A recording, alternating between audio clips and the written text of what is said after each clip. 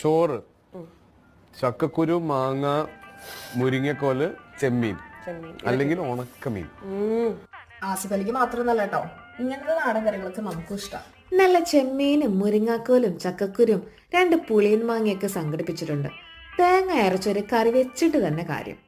വെളിച്ചെണ്ണ ചൂടാക്കി ജീരകവും ഉലുവയും പൊട്ടിച്ച് ചെറിയ ഉള്ളിയും കൂടെ മുളക് പൊടിയും മഞ്ഞൾപ്പൊടിയും ഒന്ന് വാട്ടിയെടുത്തതിന് ശേഷം തേങ്ങയും ചേർത്ത് നല്ല വെണ്ണ പരുവത്തിൽ അരച്ച് അരപ്പ് റെഡിയാക്കി എടുക്കാം. ചട്ടിയിലേക്ക് ആദ്യം ചക്കക്കുരു, പിന്നാലെ മാങ്ങ.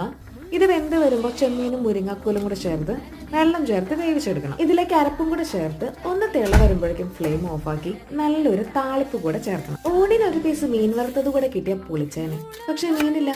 പകരം കായ ഇങ്ങനെ അരിഞ്ഞ് അല്പം മസാലയും വിനാഗിരിയും ചേർത്ത് ഒന്ന് മാരിനേറ്റ് ചെയ്ത് വെളിച്ചെണ്ണയിൽ പൊരിച്ചെടുത്തു. ചോറും തേങ്ങ അരച്ച് നല്ല നാടൻ കറിയും മീനില്ലാത്ത മീൻ വറുത്തതും കൂട്ടി നല്ലൊരു ഊണ് കഴിച്ചു.